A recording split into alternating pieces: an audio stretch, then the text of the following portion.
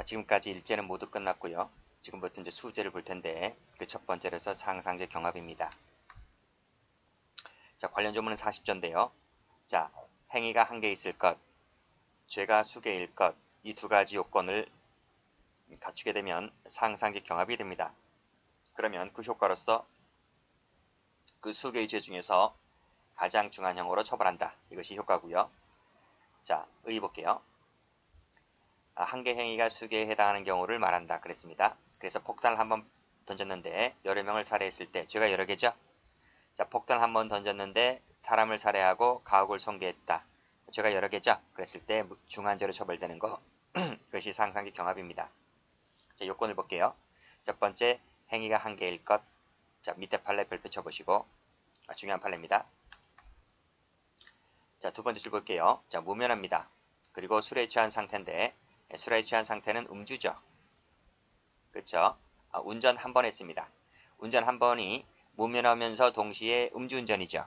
그랬을 때 이것이 상상적 경합, 마지막에 상상적에다가 밑줄 쫙 끄시고, 그래서 죄는 무면허 운전죄 하나, 그 다음에 음주운전죄 하나가 되는 것인데 운전이 한 번 했기 때문에 한 번이었기 때문에 양죄가 성립하게 되고 양죄는 상상적 경합이다 하는 것이 판례입니다. 됐죠? 자, 다음 조개 트럭 사건 별표 칩니다. 무지 중요한 판례입니다. 자, 1번은 많이 봤죠? 1번은 강간죄의 성립에 있어서 언제나 감금이 수반되는 것이 아닙니다. 늘 언제나 항상 감금이 따라다니는 게 아니에요. 따라서 감금이 강간죄의 수단이 되었다 할지라도 감금이 강간죄에 흡수되는 것이 아닙니다. 왜? 늘 언제나 항상 따라다니는 것이 아니기 때문에 따라서 이 죄는 각각 성립하게 되는 것이고, 그쵸? 감금죄 플러스 강간미수죄는 각각 성립하게 되는 것이고, 이것이 행위가 한 개였다면, 행위가 한 개라면 상상적 경합이다 하는 것이 중요한 거예요. 자, 이것이 왜 행위가 한 개인지 보여드릴게요. 자, 노트를 한번 펴보시게 되면 노트는 86페이지. 자, 보세요. 첫 번째 사례 한번 보세요. A가 B라는 여성을 처음에는 강간할 마음이 없었어요. 근데 그 여성을 처음에는 감금만 했어요. 감금죄의 고의로 감금만 했었거든요. 자, 시간이 지나고 난 후에 이 여성을 강간하고 싶어요. 그래서 강간할 마음이 생겨서 일정한 시점이 지난 시점에서 강간을 해버렸습니다. 그럼 뭐가 되죠? 별도로 강간죄가 되는 거예요. 그렇죠? 그래서 감금죄 플러스 강간죄가 되고 고의가 다르고 행위도 시간적 선호도 다르기 때문에 그때는 경합범이 돼버립니다. 근데 사안을 좀 바꿔볼까요? 자, A가 처음부터 이 여성을 강간할 마음이 있어요. 강간할 마음이 있어서 이 여성을 창고에다가 확 가둬버렸어요. 감금해버렸습니다. 그러면 이 감금해버렸다는 이것이 감금죄는 계속범이라고 했잖아요. 그렇죠? 그래서 가두는 순간 감금죄는 기수가 되는 것이 아니라 가두었을 때 감금죄의 착수가 되는 것입니다. 그런데 왜 가뒀어요? 강간하려고 가둔 거예요. 그래서 이 가둔 것은 이 여성에게 있어서는 폭행 또는 협박으로 다가올 수 있잖아요. 그래서 이 감금이라고 하는 것은 감금의 착수이자 동시에 강간의 착수가 되는 것이다 하는 것입니다. 근데 이 남성 A가 이 여성을 창고에 가두었을 때 그 행위는 한 개였잖아요. 행위가 한 개였어요. 한 개였기 때문에 이 하나의 행위로 인해서 죄가 각각 성립하게 되는 것이고 행위가 한 개였기 때문에 상경이다 하는 것입니다. 아시겠죠? 이 부분을 보겠습니다. 다시 교재로 와서 보시면 갑은 화물차에 조개를 싣고 운행하던 도중에 밤 10시 30분경 을려가 이제 가출했거든요. 가출해서 이제 도로로 시골길이죠. 시골길 그 도로로 이렇게 걸어가다가 밤이 이제 어두워졌으니까 손을 흔들면서 이 조개 트럭이 타게 됩니다. 자, 옆에 태우고 가다가 이 남자가 강간할 마음이 생겨서, 그쵸?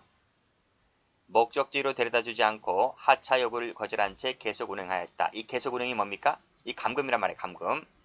감금. 이것이 감금이 되면서 감금의 착수이면서 동시에 무슨 착수가 되는 거예요? 강간의 착수가 되는 거예요. 아시겠죠? 자, 그 다음 여관까지 데려가 강간을 하였는데 을려가 화장실을 들어가 문을 잠고 소리 지르는 바람에 미수에 그치고 말았다. 갑의 예측이 뭘까요? 하는 거예요. 방금 봤잖아요. 행위는 한 번인데 그것이 그 행위 한 번이 감금의 착수이자 강간의 착수라고요. 그래서 밑에 1번 감금이 강간의 수단이 되었다 하더라도 흡수되는 관계가 아니라 각각 죄가 성립하게 되고 행위가 한 개다 보니까 이것이 상상적 경합이라는 것 말씀드렸습니다. 자, 다음. 자, 2번 판례가 사실관계죠. 자, 강간하려고 결심하였다는 거예요. 즉 강간죄의 고의를 가지고 탈출 불가능케 하여 외폭해 하여 겁을 줬다는 거죠. 그래서 50km를 운행하였다. 빨간색으로 50km를 운행하였다. 이 운행이 바로 뭡니까? 이 운행이라고 하는 것이 바로 밑에 나와 있는 감금죄의 착수이자 강간죄의 착수다 하는 것이에요. 이 운행이라고 하는 것이 행위가 한 개니까 한 개다 보니까 두 개의 죄가 각각 성립하게 되고 답은 뭐가 된다? 답 마지막에 상상적 경합이다 하는 것입니다. 아시겠죠? 네, 됐어요. 여기서 외포가 바로 뭐예요? 협박했다는 거예요. 협박. 협박을 해서 겁을 줬잖아요. 그렇죠? 그래서 이 외폭해하여 운행했다는 것 자체가 강간의 착수가 될 수 있는 겁니다. 네, 됐죠? 자, 그 다음 판례 별표 쳐볼게요. 자, 이것도 상상적 경합이 되는지 잘 한번 보세요. 갑은 을등 3인과 공모하여 단란주점 앞길에서 그 종업원인 병녀를 승용차에 태우고 가다가 이것이 이제 어떤 사실관계였는가 하면 이놈들이 이 단란주점에서 놀았어요.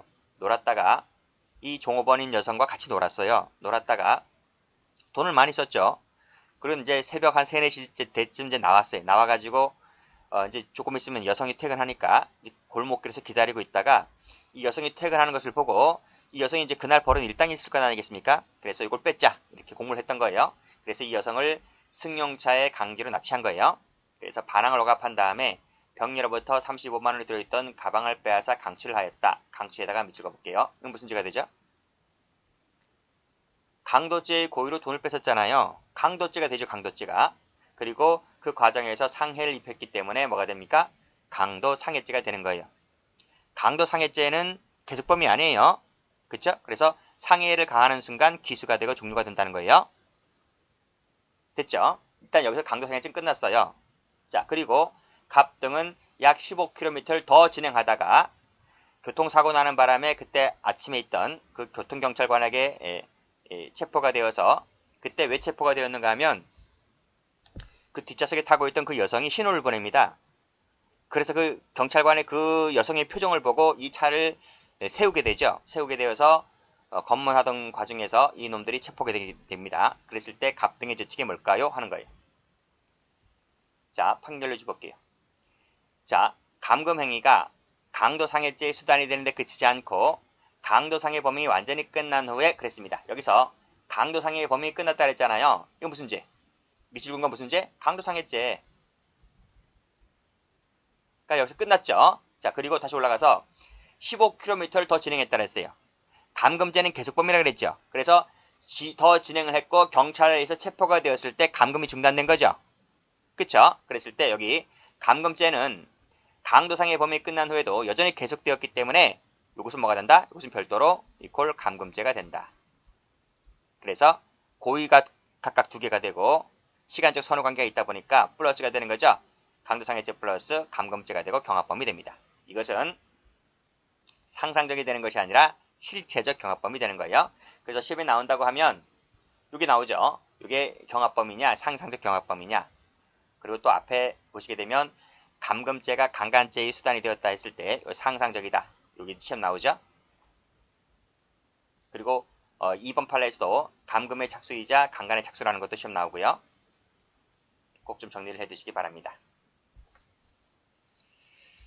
자, 이제 바로 수개의 죄로 넘어가면 좋을 것 같은데 여기서 이제 거론되는 것이 연결 효과에 의한 상상적 경합이라고 하는 것인데 이걸 한번 좀 보도록 하겠습니다. 이때 의라든지 인정 여부 이런 거 볼 필요 없어요. 이런 거는 그냥 학자들이 만들어낸 것이고 이건 굳이 보지 마세요. 보지 마시고 읽어봐도 모를 겁니다. 그냥 바로 판례 넘어오면 될 것 같아요.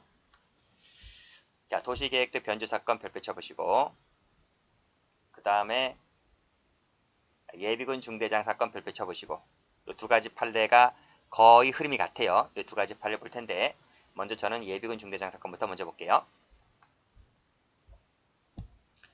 예비군 중대장 갑은 을을 예비군 훈련을 받지 않게 해준다는 대가로 을로부터 118만 원을 받고 자 18만 원 받았으니까 뭡니까? 예비군 중대장이 공무원이잖아요. 그쵸? 자 대가를 받고 18만 원을 교부받았다. 이게 무슨 죄가 되죠? 수뢰죄가 되잖아요. 그쵸? 자, 불참했음에도 불구하고 참석을 한 것처럼 갑 명의로 예비군 중대 학급 편성부에 참석할 참자입니다. 참이라는 도장을 찍어 허위 공문서를 작성하였다. 그리고 이것을 비치케 하였다는 거죠. 허위 공문 작성은 허위 공문서 작성죄가 되죠. 그리고 비치했다는 것은 허위 공문 작성죄를 행사했다는 겁니다. 동행사죄가 되죠. 그쵸? 자, 여기서 노트 펴볼게요. 자, 노트 예비군 중대 사건 나와 있죠? 자, 봅니다. 갑이라는 공무원이 예비군 아저씨 일로부터 돈을 받은 것은 뭐가 돼요? 수뢰죄가 된다 그랬어요. 수뢰죄가 된다. 자, 수뢰를 받고 뭘 해줬습니까? 그 밑에 허위 공문서 작성죄를 해줬잖아요. 그쵸? 그쵸? 허위 공문서 작성을 해줬다는 것은 그 자체로 뭐가 됩니까? 허위 공문서 작성죄가 되죠. 근데요, 이 허위 공문서 작성이라고 하는 것은 지금 돈을 받으면서 그 대가로 이걸 해준다는 대가로 돈을 받는 거잖아요. 그러면 이 허위 공문서 작성이라고 하는 것은 허위 공문서 작성죄도 되지만 동시에 수뢰 후 부정처사죄라고 강론 가면 나옵니다. 수뢰 후에 부정처사죄를 완상하는 역할을 해요. 그래서 허위 공문서 작성죄라고 하는 것은 그 자체로 허위 공문서 작성죄도 되지만 수뢰 후 부정처사죄를 완상하는 역할을 하는 것이기 때문에 이 허위 공문 작성죄 행위를 한 개 행위를 했지만 이 행위는 이것 자체가 되면서 수뢰 후 부정처사죄가 되기도 하는 거예요. 무슨 말인지 아시겠죠? 그래서 이 부분 허위 공문서 작성을 했다는 것은 이 자체도 되지만 수뢰 후 부정처사죄를 완상하는 역할을 하는 것이기 때문에 이 하나의 행위가 이 죄가 각각 성립하게 되면서 행위가 한 개다 보니까 이 두 가지는 뭐가 된다? 상상적 경합범위 된다. 이런 말이죠. 두 번째입니다. 자, 허위 공문서 작성한 것을 동사무소에다가 비치했다 했잖아요. 그 비치한 것이 바로 뭐예요? 행사죄. 허위 공문 작성죄. 동은 앞에 있는 동을 말합니다. 그 행사죄가 되는 거죠. 자, 비치한 것 자체가 행사가 되면서 동시에 뭐가 되는 겁니까? 수뢰 후 부정처사죄가 되는 거예요.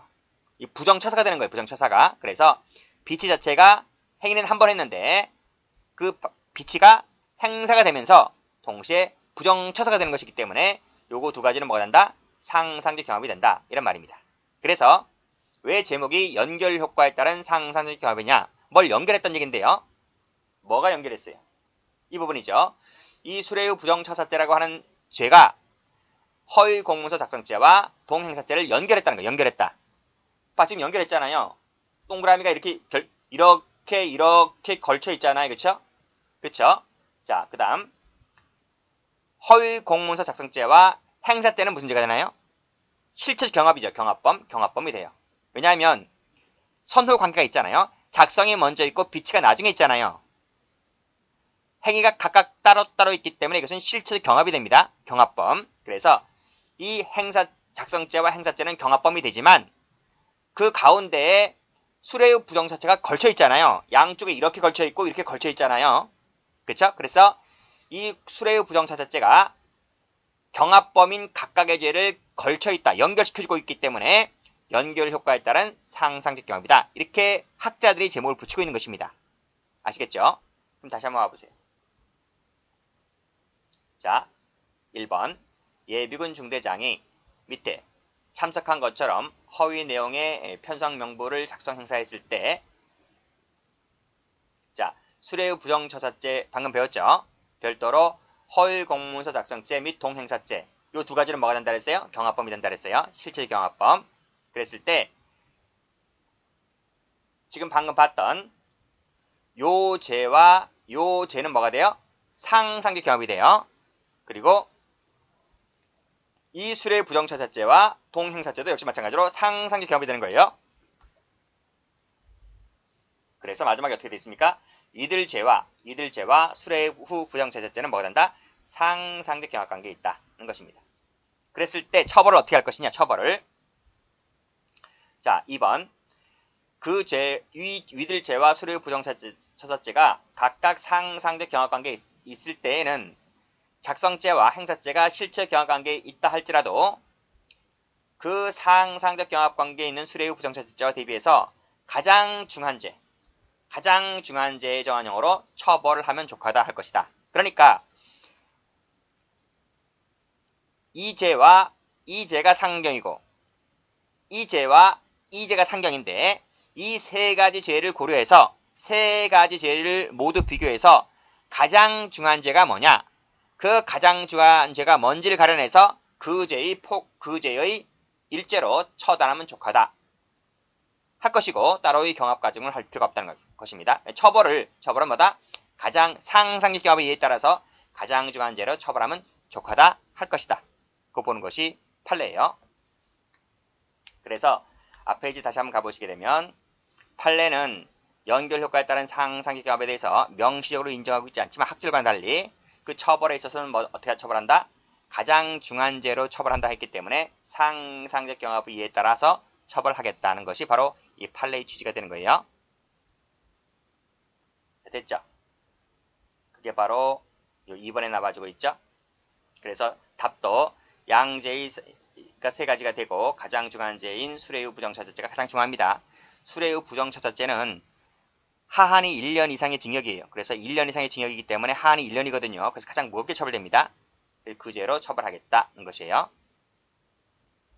자, 다음 도시계획도 변조 사건도 똑같아요. 자, 볼게요.